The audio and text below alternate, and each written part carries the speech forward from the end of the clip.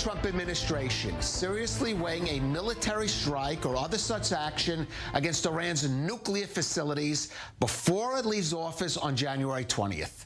Well, certainly the main players that would be impacted in this region are taking that possibility seriously. According to a report today in Axios, the Israel Defense Forces have been instructed by the government to prepare for such a scenario. And the Middle East Eye reporting that Brigadier General Ismail Qani, commander of the Islamic Revolutionary Guard Corps' Quds Force, was dispatched to Iraq recently to instruct militias there linked to Iran to hold their fire on U.S. targets until Joe Biden is in the White House. Now, all this after the New York Times last week claimed that President Trump had asked senior advisors for options on attacking Iran, but was dissuaded from moving forward on it. Well, joining us for more on this from London is Colonel Richard Kemp. He is the former commander of the British forces in Afghanistan.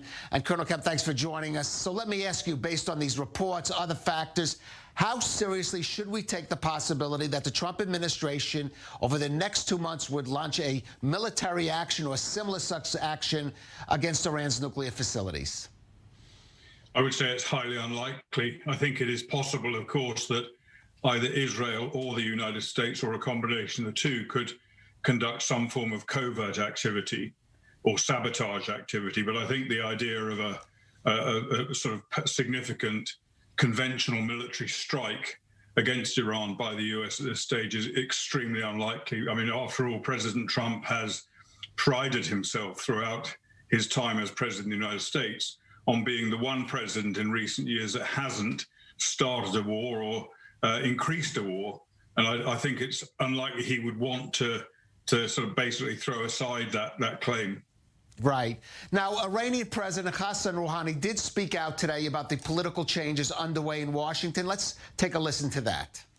We hope that the upcoming U.S. administration, among its first steps, will openly condemn Trump's policies towards Iran, his anti-human and terrorist measures, and also make up for the incorrect policies practiced by the previous government over the past 4 years. And Colonel Kemp, how much do you think Iran should count on a change in policies toward it by a Biden administration? And how much should Israel be concerned or not about that? Well, my view is that it would be a very, very significant mistake for a Biden administration to ease up on the sanctions that President Trump has put in place. I think he's made very significant progress and has got Iran into a very, very tough position, which is where we want Iran to be. What we're talking about is a state that is attempting to become nuclear armed, is a state that carries out imperial aggression across the region, including launching and sponsoring and paying for and directing terrorist attacks against Israel by Hezbollah, Hamas, and the Palestinian Islamic Jihad, as well as other militias from the Gaza, from within the West Bank, from Lebanon, and from Syria.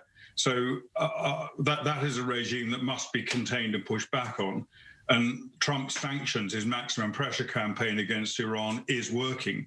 I think it would be a fatal flaw for President Biden to either to remove those sanctions or to try and return to the JCPOA. It would be extremely dangerous. You can be sure that any concessions made by the United States to Iran will be immediately jumped on and exploited by an extremely aggressive terrorist sponsoring regime.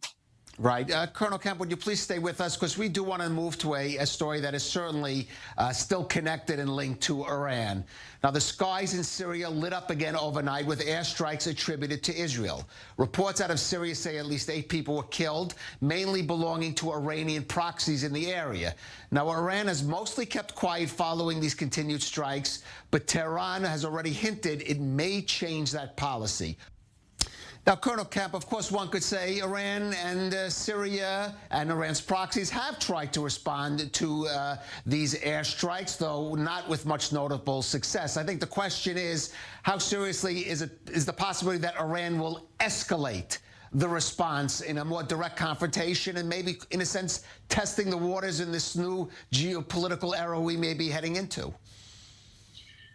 I think Iran would be reluctant to escalate. Iran wants to create a base of operations from which to attack Israel in Syria. They've already got a very effective base in Lebanon, and they want another base in Syria, and they're keen to build that up. Israel has so far been remarkably successful balancing a number of different factors in containing that and preventing it, and at the same time not escalating the situation either between themselves and Iran or indeed between themselves and Russia, who of course have a presence in that zone as well.